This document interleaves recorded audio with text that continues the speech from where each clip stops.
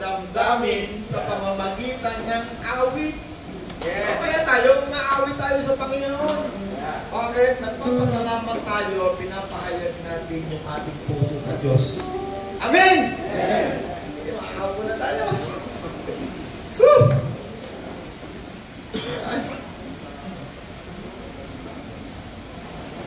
Alright. Okay. Tali na ang inyong mga seatbelt. Baka tayo mahulog sa upuan. Naintindihan ni Kelso, sino yung sabihin eh. Baka may marinig tayong hindi pangkaraniwan. Kung wala ang pananampalataya, ito'y imposible na ang Diyos ay iyong mapasaya. Hebrews 11:6, without faith, it is impossible to please God. Sino sa inyo rito gusto mapasaya ang Diyos? Taas ang kamay. Pakibasa nga natin yung verse na yun. Sige, guys, sa paki. Hebrews 11 verse 6. Sabi rito, at hindi kinalulugdan ng Diyos ang hindi nananalig sa Kanya, sapagkat ang sino mang lumalapit sa Diyos ay dapat maniwalang may Diyos at siya ay nagbibigay ganti sa mga nagsisihanap sa Kanya. Amen. Pananalig, pananampalataya. Kung walang pananampalataya ang isang tao, hindi niya kailanman mabibigyan kalugudan ng Diyos. Bakit? Sapagkat ang isang tao ay kailangang manalig, manampalataya na mayroong Diyos. yes, Maraming tao hindi naniniwala na mayroong Diyos. Ang damakmak ngayon na mayroong Diyos. Hindi sila naniniwala. Pinaniniwalaan nila kung ano yung nakasulat sa libro ng evolusyon. Okay, basahin natin ang Galatia 3:9. Sumampalataya sa Diyos si Abraham. Kaya't siya ay pinagpala. Tama ba yun? May sasay? Sino ba mga Bible dito? May sasay, pakibasa mo nga. Bakit pinagpala ng Diyos si Abraham? Nanalig sa Diyos si Abraham at siya ay pinagpala. Nanalig, sumampalataya sa Diyos si Abraham. Kaya't siya ay pinagpala. Kaya't pagpapalain din pagpapalain din na katulad niya ang lahat ng nananalig at sumasampalataya sa Diyos. Ay, naniniwala ba kayo rito? Sinabi ng salita ng Diyos. Kapag ang salita ng Diyos nagsalita, kahit hindi ka maniwala, mangyayari. Pero, mahalaga na nandoon ka sa sumasampalataya. Kaya ano ba ang pananampalataya sa bayan na namumula? Kapag ka mayroong sinugo si Kristo, nangaral, mayroong mananampalataya. No, tama, no? Ang pananampalataya ay bunga ng pakikinig. Ng pakikinig ng mabuting balita ng kaligtasan tungkol kay Kristo. Walang mangangaral kung walang isinusugo. Tama, ano? Ay, ano ngayon ang resulta? Kapag ikaw ay nanalig, nakarinig ng salita ng Diyos, sumampalataya, anong mangyayari? Tumalon tayo, Galatia 3:14. Hindi ko na binabasa lahat, tatalong-talong lang ako para hindi kasi lumaba. Ginawa ito ni Kristo upang ang pagpapalang ipinangako ng Diyos kay Abraham ay mapapunta rin sa atin. Makamtan din natin. Bakit? Ano ba mga pangako ng Diyos ni Abraham? Ang dami. Isa na doon yung pasasaganahin yung buhay na niya. Pasasaganahin. No? Kung si Nanay Pachi mahirap, walang makain, ang ibig sabihin ng pasasaganahin, magiging masagana ka sa pagkain. Kung ikaw ay walang damit, wala kang maibili, butas-butas yung kursinsilo mo, ang ibig sabihin doon, ikaw ay magiging masagana sa pananamit. Maraming kahulugan ang ibig sabihin ng pagpapala na ipinangako ng Diyos kay Abraham. At sabi ng Diyos, yan lahat ng ipinangako ng Diyos kay Abraham, yan ay kailangang pumunta kay Gideon na isang sumasampalataya. Tama, Gideon? Tapusin natin. Paano? 14. Ginawa ito ni Kristo upang ang pagpapala na ipinangako ng Diyos Abraham ay makamtan din ni Kuya Joseph, ni Nanay Pachi, ni Nanay Leona, ni Tatay Obed, at lahat ng taong naririto na sumampalataya kay Kristo. Tama? Ay, paano pupunta? Ginawa ito ni Kristo upang ang pagpapala na ipinangako ng Diyos kay Abraham ay makamtan din ng mga hentil. Tayo lahat, hentil tayo. Sa pamamagitan ni Kristo Jesus. Sa pamamagitan ng pananalig kay Jesus, pananampalataya kay Jesus, ay matatanggap natin ang pinakamahalagang pagpapala biyaya na ipinangako kay Abraham. Ano yun? Espiritu Banal. Tama, Kuya? Tama, Ate Pachi, no? Ate Pachi, tama. Yun yung isang pinakamahalagang ipinangako ng Diyos kay Abraham. Ano yun? Espiritu. Tatanggapin natin. Paano natin tatanggapin? Sa pamamagitan ng pananalig, pananampalataya kay Jesus. Ay matatanggap natin ang Espiritu ipinangako ng Diyos kay Abraham. Sino sa inyo rito meron ng Espiritu ng Diyos? Kada kamay. Okay. Kailangan na sa inyo Espiritu kasi na sinabi. No? Kailangan na sa atin. Kailangan alam nyo na nasa sa atin ang Espiritu ipinangako ng Diyos kay Abraham. Actually, hindi lang naman kay Abraham pinangako yan. Kay Joel, pinangako rin yan. Sa huling araw, sabi niya, ibubuhos ko ang aking Espiritu. Ang Diyos ang nangako. Sa aklat ng gawa, ganun din. Dami pangako ang Diyos na sa huling araw ay ibibigay niya ang Espiritu Banal. Yes. Lagi natin pinag-uusapan, dalawa lang uri ng Espiritu. Pag hindi banal, ano tawag? Evil.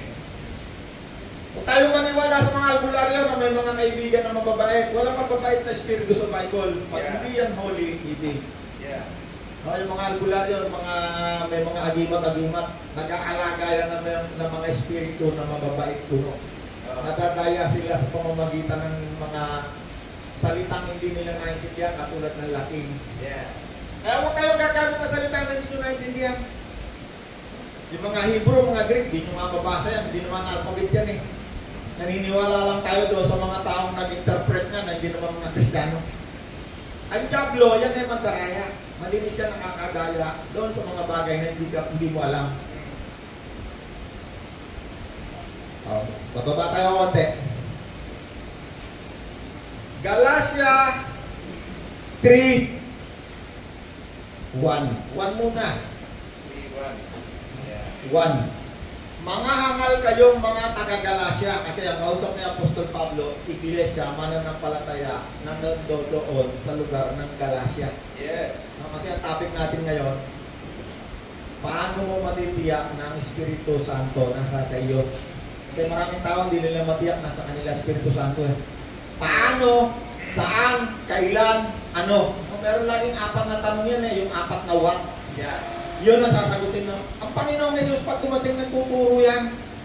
Ang itinuturo niyan yung mga katanungan sa isip ng mga tao. Katulad ng sabi ng Panginoon, sino ako sabi ng mga tao? Yan ang sasagot. Sino sinasagot ng Espiritu Santo? Bakit? Ang Espiritu Santo kapag yan ay dumating, meron niyang gagawin. Anong gagawin? Magtuturo ng buong katotohanan. Ano yung katotohanan na ituturo niya? Yun ang mga katotohanan na galing kay Jesus. Hindi yan matuturo ng mga hindi mo makikita sa Bible. Yung mga nagsasabi na, sabi sa akin ng Espiritu, humiwalay ako sa inyo. Hiwalayan ko raw yung asawa ko, hindi totoo yun. Pag hindi mo makita sa Bible, hindi yun Espiritu ng kabutihan, Espiritu ng kasamaan. Paano natin tinanggap ang Espiritu Santo? Okay. Galatia 3 verses 2. Ito lamang ang ibig kong malaman sa inyo. Sige. Tinanggap ba ninyo ang Espiritu dahil sa pagsunod sa kutusan o dahil sa pakikinig at paniniwala sa mabuting balita tungkol kay Kristo? Okay. Ulitin ko yan ha. Ulitin ko. Kaya pakinggan natin mabuti ha. Lagyan na natin ng pangalan. Lagyan natin ang pangalan ni Kuya Turing. Sabi ni Apostol Pablo, tinanggap mo mo ba ang Espiritu Santo? Dahil sa iyong pananampalataya, pananalig kay Kristo? Ano sagot? Pwede yun eh, di ba? Yes, Jose, kasi dalawang tanong lang ang tanong. Dalawang pinaggagalingan ng tanong eh. Tungkol sa Espiritu Santo. Ano yung topic? Paano mo tinanggap? Tinanggap mo ba ang Espiritu Santo dahil sa pagsunod mo sa mga kautusan sa utos ni Moses? O dahil ikaw ay nakarinig ng mabuting balita at ikaw ay sumampalataya? Ano sagot? Nung makarinig ka at sumananalig ka, sumampalataya kay Kristo. Yes. Tama ang sagot, ano? Inulit-uli niya. Sa 5. Bakit pinagkaloob sa inyo ng Diyos ang Espiritu Santo? Nilalagyan ko na ng Espiritu lang nakasulat, Espiritu Santo. Bakit siya gumagawa ng mga himala? Ito ba'y dahil sa inyong mga gawa ayon sa kautusan o dahil sa inyong pananalig, pananampalataya sa inyong narinig tungkol kay Kristo? Yes. Ang sagot, bakit gumagawa ng himala ang Diyos? Dahil ba ikaw may narinig, ikaw ba'y sumunod sa kautusan o dahil sa ikaw ay sumampalataya, nanalig kay Jesus? Dahil sa iyong narinig tungkol kay Jesus, sumampalataya ka. No, madali sagutin eh. Kasi si Apostol Pablo, may mga tao kasi na hindi nila alam, ang Espiritu Santo nasa kanila. Kaya ang topic dito sa buong verse na ito, tungkol sa Espiritu Santo. Maraming tao hindi alam na ang Espiritu Santo nasa kanila. Kaya nga minsan nagtanong siya eh. Sabi ni Apostol Pablo, Pachi, hindi mo ba alam na ang Espiritu Santo ay nakatira sa iyo? Ikaw ay templo. Kasi maraming tao, sumampalataya na kay Kristo, nanalig na, nakarinig na ng mabuting balita, pero nandoon pa rin gumagawa pa rin ng dating buhay. Bakit? Kasi hindi nila alam na ang Espiritu Santo o ang Espiritu ng Diyos kasama nila. Pinaunawa tayo? Yes. Punta pa tayo sa bandang dulo. Sa 14. Ginawa ito ni Kristo upang ang pagpapalang ipinangako ng Diyos kay Abraham ay makamtan din ng mga hintil sa pamamagitan ni Yesu Kristo, sa pamamagitan ng pananampalataya, pananalig kay Jesus, matatanggap natin ang Espiritu Santo. Malinaw, ano? Isang verse pa lang to. Marami pang ganyan. Sa Efeso, meron din yan. Yeah. Sa Acts, nandun din yan. Habang sila'y nakikinig, no, nung unang pagkakataon ng Espiritu Santo ay bumaba sa mga hentil. Acts chapter 10. Pakibasa ulit ka sa Acts 10:44. No? Habang nagsasalita pa si Pedro, Nagsasalita pa si Pedro nang bumaba ang Espiritu Santo sa lahat ng mga nakikinig. Nagsasalita pa si Pedro, no, ito yung unang pangyayari na ang Espiritu Santo bumaba sa mga hentil kasi sa unang Acts chapter 1 sa mga Hudyo. Ito yung unang pangyayari na bumaba ang Espiritu Santo. Anong sabi? Nagsasalita pa si Pedro. Anong sinasabi ni Pedro? Tungkol kay Kristo. Yung mga tao ay sumampalataya. At habang sila ay sumasampalataya, habang sila nagsasalita, sila ay sumasampalataya, bumaba ang Espiritu Santo. Yes. So, ang sagot, kailan ba dumating kay John ang Espiritu Santo? Kailan? Yung salitang kailan, yung apat na what, when, where, when, who. Oh, yan, lima na yan, double yun na yan. May sagot ang Espiritu Santo dyan. Kasi ang Espiritu Santo, pag siya nagturo, hindi niya ituturo ang tungkol sa kanyang sarili, kundi tungkol kay Jesus, tungkol sa Ama. Kung ano yung narinig niya kay Kristo, yun ang tuturo niya. Hindi siya matuturo ng galing lang sa sarili niya. Si Apostol Pablo, ganun din. Sabi niya, ang ituturo ko sa inyo tungkol lamang sa narinig ko kay Kristo. Ang Espiritu Santo, ganun din. Ang ituturo niya kung ano yung narinig niya kay Kristo. Kailan dumating ang Espiritu Santo kay Gideon? Nung siya'y sumampalataya. Siya'y tinatakan ng Espiritong Banal. Hindi natin nakikita yun. Walang nakakakita. Yung bilang apoy, hindi natin yan makikita sa mga hindi. Ginawa lamang yung mga tao, kausap ng Panginoon nung siya'y buhay pa. Huwag kayong maalis sa Jerusalem hanggang hindi nyo natitiyak kasama nyo ang Espiritu Santo. Pinakita sa kanila bilang apoy. Tayo mga hintil, tayo'y tumanggap ng Espiritu Santo Nung tayo'y sumampalataya. O, isa pang verse. Tingnan natin sa Efeso. Efeso 1:13. May basa kaya ko sa'yo. 1:13. Sabi dito sa 1:13, kayo'y naging bayan ng Diyos ng Kayo! Ibig sabihin ng kayo, ang kausap ni Apostol Pablo, mga sumampalataya, tumanggap na kay Kristo. Sige, tuloy. Kayo may naging bayan ng Diyos nang kayo manalig sa Kanya. Nang kayo'y manalig, manampalataya Jesus. Yan. kay Jesus. Yan. Sige pa. Matapos ninyong marinig ang salita ng katotohanan, ang mabuting balita na nagdudulot ng kaligtasan. Matapos nang marinig ang katotohanan ng magandang balita tungkol kay Jesus, balita ng dulot ng kaligtasan, Kaya't ipinagkaloob. kayo'y sumampalataya, Kaya't pinagkaloob sa inyo ang Espiritu Santo. kaya kayo'y pinagkalooban ng Espiritu Santo Pinangako ng Diyos. na ipinangako ng Diyos bilang tatak tatak ng pagkahirang. ng pagkahirang kay Pagkahirang sa inyo. pangalawang kay Porter.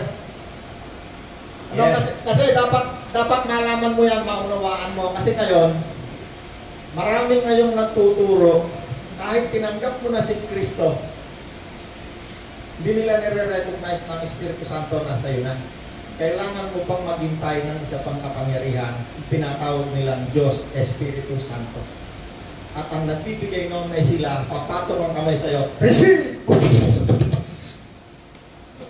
Sinabi na ng Panginoon nung si John the Baptist, nung siya dumating, ang makita mong bumaba ang Espiritu, siya lamang ang magbabaptismo sa Espiritu Santo. Ano ibig sabihin ng baptismo sa Espiritu Santo? Pinag-usapan namin ni Nanay Pati noong nakarang linggo Bakit ilulubog ka ba sa Espiritu Santo? Hindi! Anong ibig sabihin na ikaw ay ibabaptize sa Espiritu Santo? Pag ikaw ay nagbasa ng salita ng Diyos, ang salita ng Diyos, hindi mo maiintindihan yan kung wala sa iyo si Kristo. At kapag ikaw ay kain ng salita ng Diyos, ibig sabihin doon, ikaw ay lumalalim. At kapag ikaw ay umiinom ng Espiritu, kumakain ka ng salita ng Diyos, mag-o-overflow.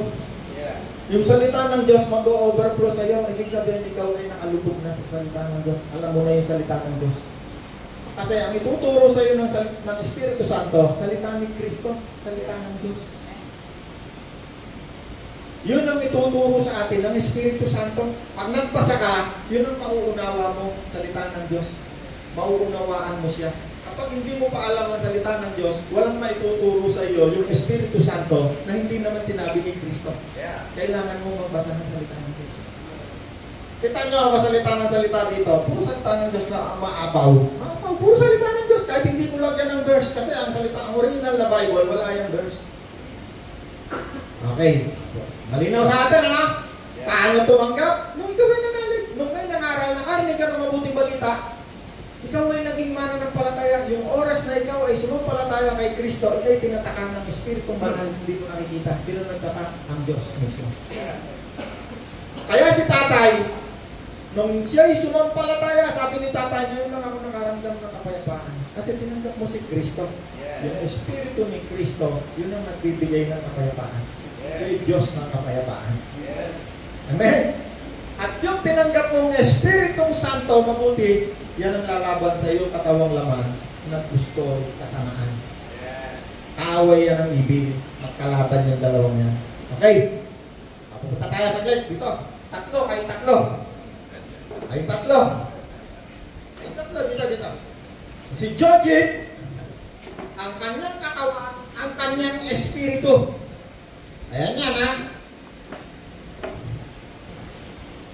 Merong isinugo ang Diyos, Kuya Soseng, nangaral.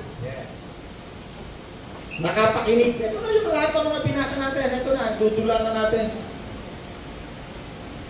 Nung nakapakinig si Jojit ng mabuting balita, siya ay tumanggap kay Kristo.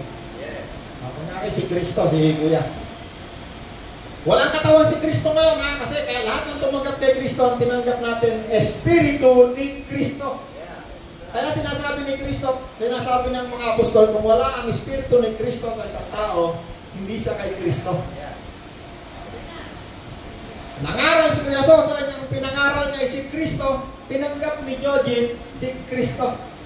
Ang tinanggap ni Jojit, Espiritu Banal ni Kristo. Nakipag-isa siya sa Espiritu ni Jojit.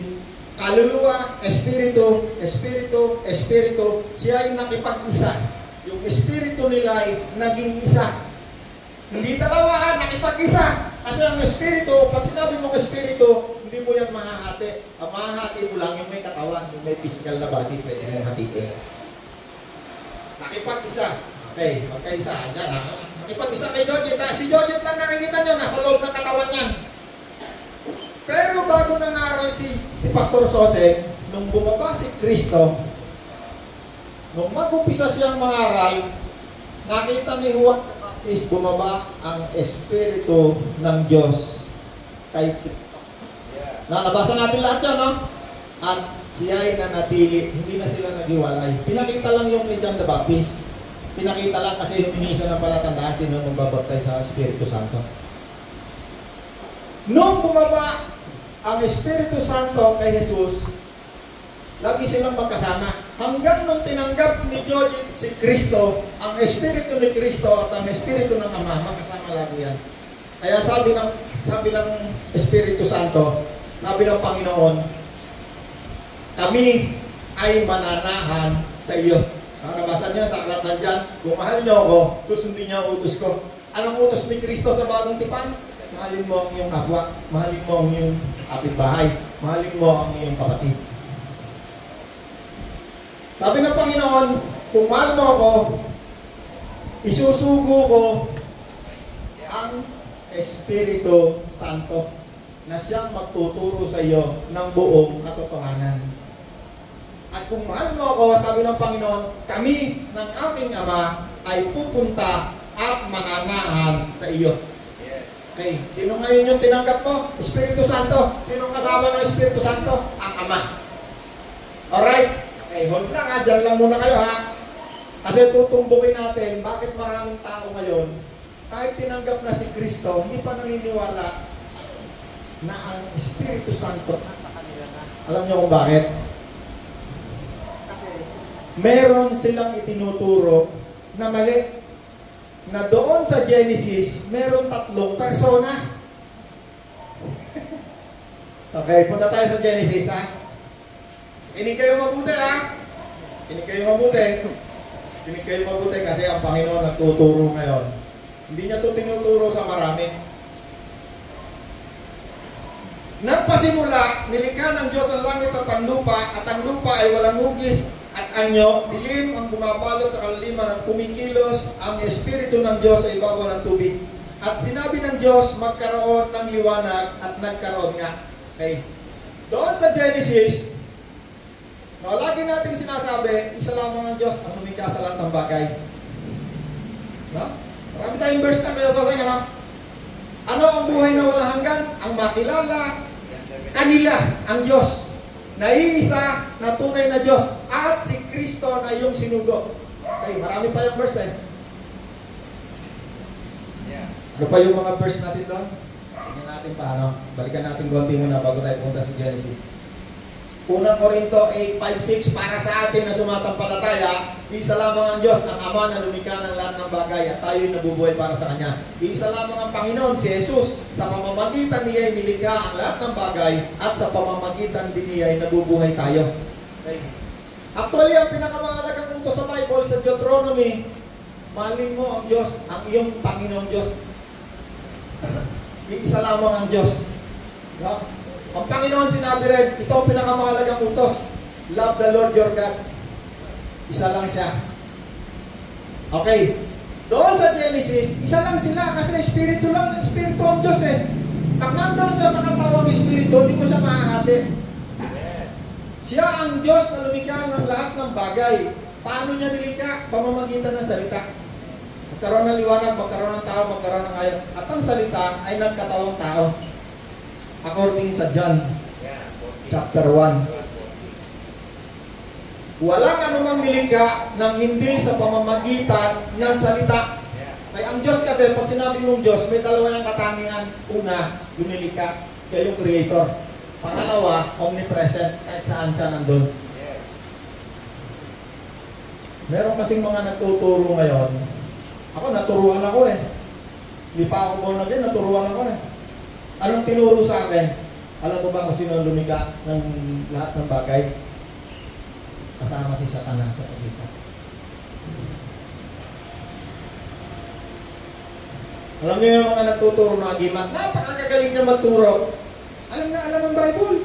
Alam mo ba ikaw kung sino mananalo sa Battle of Armageddon? Satanas. Alam niya yan. Latin pa yan. Alam nila yan. Alam mo ba ikaw kung sino ang kapatid ni Jesus? Satanas. Dito naliligaw ang maraming tao. Kasi doon sa paglikha ng Diyos, nandoon daw, ay kaya tuturo ng Antikristo kung sinasabi ko sa inyo, mga satanista to, na si Kristo ay kasama sa paglikha. Malinaw na dito sa paglikha, dalawa lamang nandito. Isa nga lang ang Diyos lang. At ang Diyos ay lumilikha sa pamamagitan lang ng salita. At yung salita na lumilikha, nagkatawang tao. Sabi ni Jesus, ako Alpha, ako Omega. Ako simula, ako wakas. Dito sa Genesis, na nandoon ang Diyos na Espiritu, siya yung Ama na binabanggit ni Kristo. Siya yung Diyos na Ama na binabanggit ni Kristo. Wala tayong mababasa sa Bible kailanman, kahit paulit-ulitin mo ang Bible, na dito sa Genesis na lumilika, mayroong tatlong persona na ang isa tinatawag nilang Diyos, Espiritu Santo, bukod pa sa Ama na lumilika. Hindi yung totoo. Kaya pag ikaw tumanggap kay Kristo dito, meron ka pang hihintayin. Sino yun? Yung Diyos, Espiritu Santo na kailangan dumating sa'yo. Kung hindi dumadating sa'yo yan, wala kang karapatang mag-ministry. No, kaya para dumating sa'yo yan, ipapatong ang kamay, magkikikilig yan. Siyan, dalabashi, siyan, dalabashi ka na. Gagayahin mo ngayon yan. Tinataya mo sa... Kaya yun yung pinanggalingan kong simbahan. Kailangan, bago ikaw ay gumawa sa ministry, kailangan mayroon pang isang persona darating sa'yo. Yung tinatawag nilang Diyos, Espiritu Santo. Ginaya lang yan sa pinakamatandang religion na unang dumating sa mundo ito, ang Katoliko.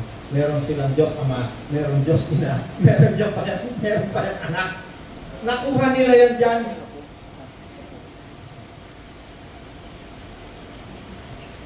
Pinakamatandang reliyon na dumating dito na pinaniniwalaan ng mga Kristiyano. Inaaral nila yan. Yan Katoliko.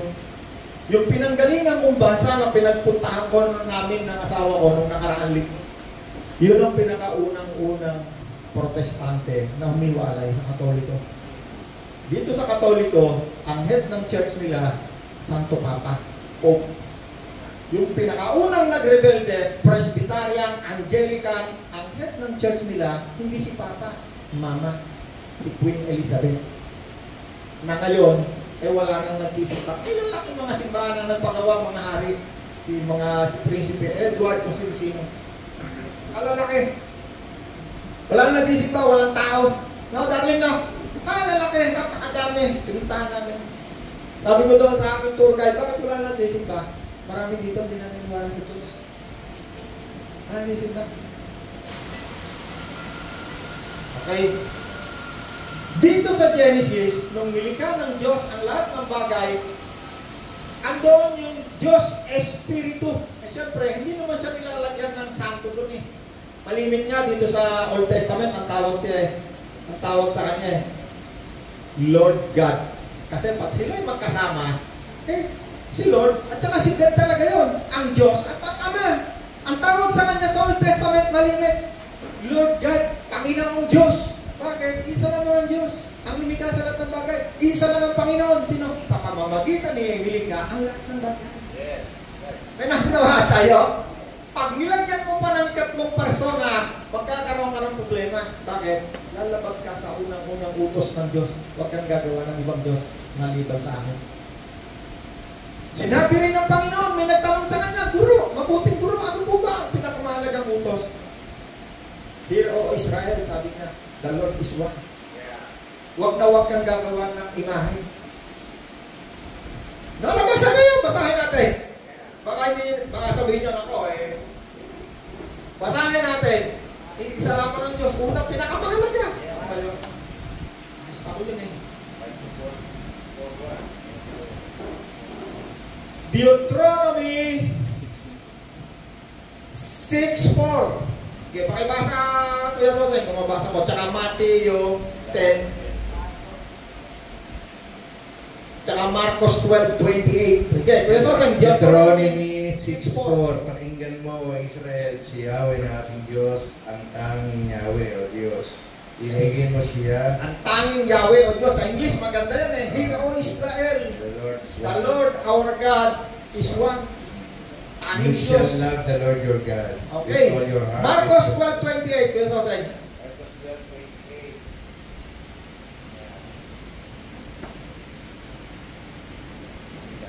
Sabi ko sa inyo, baka mahulog kayo sa silya nyo eh. Kasi hindi nyo naririnig tong ganitong mga bagay eh. Ang kanilang pagtatalo ay narinig ng mga tagapagturo ng kautusan. Naroon, nakita niyang mahusay ang pagkakasagot ni Jesus sa mga Saduceo, kaya siya naman ang lumapit upang magtanong. Alin po ba ang pinakamahalagang utos? Sumagot si Jesus, ito ang pinakamahalagang utos. Pakinggan mo Israel, ang Panginoon ating Diyos, ang tanging Panginoon. Ibigin mo ang Panginoon mo Sa English, napakaganda yan eh. No? Pareho lang sa Deuteronomy. Inulit lang ng Panginoon. Hear, O Israel. Yes. This is the most important command in the Bible. The Lord our God is one. No, hindi mo pwedeng gawing dalawa, hindi mo pwedeng gawing tatlo. Isa lang. Pag sinabi mo, the Lord our God, ibig sabihin magkasama na doon ng Panginoon at ang Diyos. Kasi ang Panginoong Jesus, ang tawag sa kanyang Panginoon.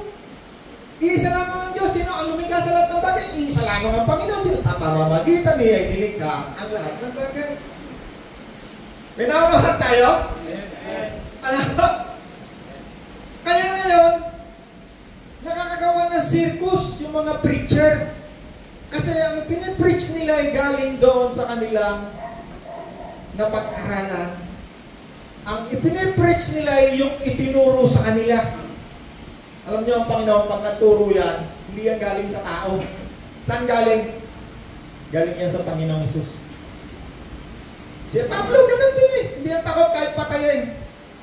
Si Pedro, lahat ng mga disipulo, hindi yan takot na patayin. Bakit? Ang itinuturo niyan ay galing sa Espiritu Santo. Siya ang kanilang gabay. Okay, andito na ngayon tayo, no? Espiritu Santo, tinanggap na. Sabi ng Panginoon, greater is He who is in me. Sino tumanggap kay Kristo? Pag tinanggap mo si Kristo, siya na yung pinakamakapangyarihan na nasa sayo. Wala na iba pang mas kakapangyarihan pa nasa sayo. Nanay Pachita, tinanggap mo na si Kristo? Meron pa bang mas makapangyarihan kay Kristo? Si Kristo mismo nagsabi, greater, pinakamakapangyarihan na ako na tinanggap mo. Wala nang iba pang mas makapangyarihan pa sa akin. Kapag tinanggap mo si Kristo, nasa sa iyo na ang Espiritu ni Kristo na kasama ng Espiritu ng Diyos.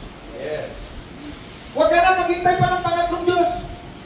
Ako, hindi pa ako nababaptize ng Espiritu Santo eh. Kaya ako nababaptize ng Espiritu Santo. Kaya sabi ni Apostol Pablo, hindi mo ba alam nang ikaw ay sumampalataya na nalig, ikaw ay tinatakan ng Espiritu Santo. Maraming tao yan ang problema, kaya gumagawa yan ng kabalbalan. Ako, pag alis niyan, kaya kung ganda nitong to, hita na to ah.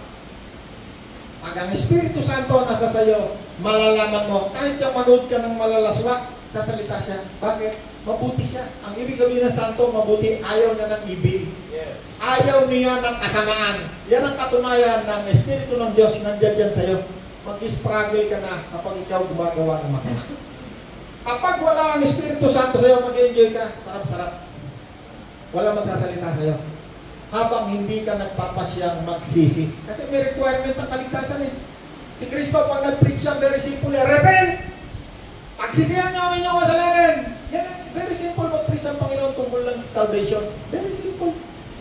Kapag ang isang tao hindi nagpasya, ang ibig sabihin ng pagsisisi, pagbabago ng isip. Yeah. Ayaw ko na ng kasamaan. Ang pagpapasya, yan ay will na unang-unang step na kailangan mong gamitin para si Kristo, ang Espiritu niya ay pumasok sa iyong katawan. Hindi pwedeng pumasok si Kristo sa katawan ni Gilbert kung yan sarap na sarap sa kasamaan. Lahat ng tao masarap. Sarap na sarap sa kasamaan. Akala ko si Pastor Alex lang ang factory ng demonyo. Akala ko si Tata, special na masama. Hindi. Lahat ng ginawa ni tatay na kasamaan, isa lang hindi ko nagawa. Pumatay ng tao. Tatay nagbayad sa putang na nakulong, di ba? 16. Lahat ng kasamaan ni tatay, pambababae, lahat ng kasamaan, pag-iinom, pag-alasing, pangungutang, lahat yung ginawa ko rin yan. Isa lang hindi ko nagawa, buti na lang nakakilala ko kay Kristo. Pumatay ng tao. Kung hindi, baka 16 din ako sa kulungan. Buti nga, tatay, nabuhay pa eh. Tatay, buti buhay ka pa, nakalaya ka pa eh, no?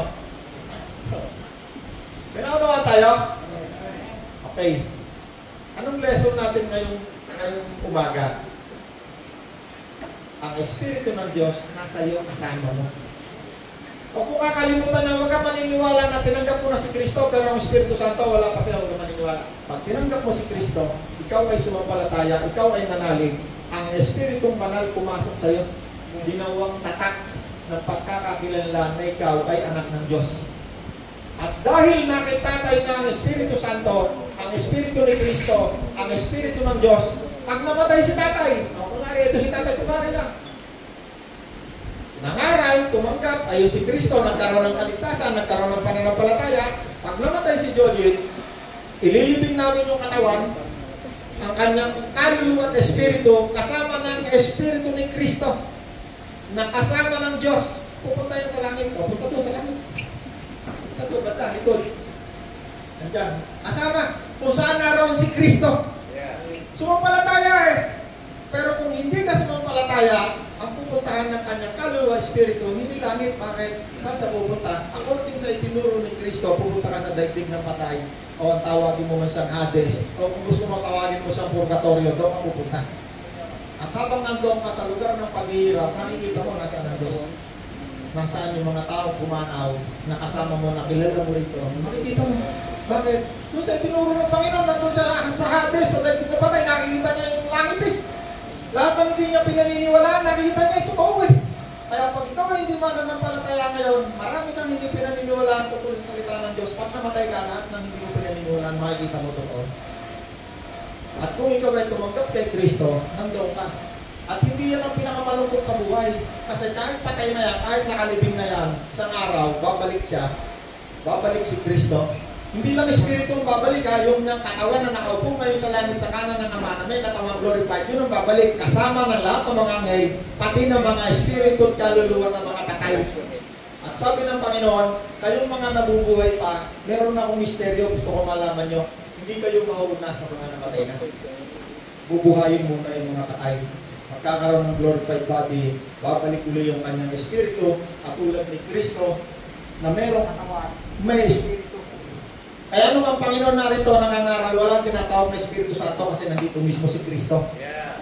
At pagbalik muli ni Kristo dito sa lupa, walang tayong tatawagin uling Espiritu Santo. Bakit? Nandito na si Kristo. Siya ang mamumuno ng 1,000 taon. Wala na tayong tatawagin na, nasaan ang Espiritu Santo? Hindi mo na kailangan ng Espiritu Santo. At tulad nung siya narito sa lupa, siya nagtuturo. Sabi ng Panginoon, hindi pupunta ang Espiritu Santo kaya ako'y narito. Kailangan ko umalis. Pagbalik ni Kristo, hindi kailangan ng Espiritu Santo. Bakit? Siya mismo narito. Siya ang magiging nating araw, liwanag. Siya ang gabay, 1,000 taon. At pagkatapos, ay sa anong topic yun? Iba naman topic. May natutunan tayo? Yes. Okay, sige. Tuna tayo. Ikaw ang hari, ang tagapagligtas. Kanal mo pangalan, aking itaas, Panginoong Jesus, aming Diyos, inaalay sa iyo aking lahat.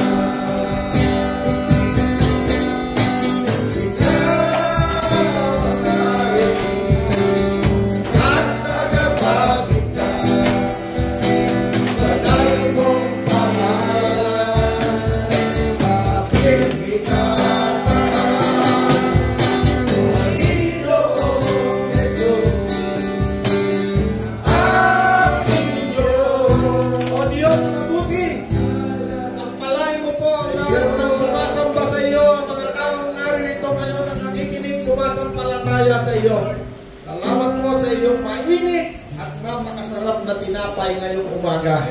Salamat po, Ama, sa pangalan ni Jesus, naming Panginoon. Amen.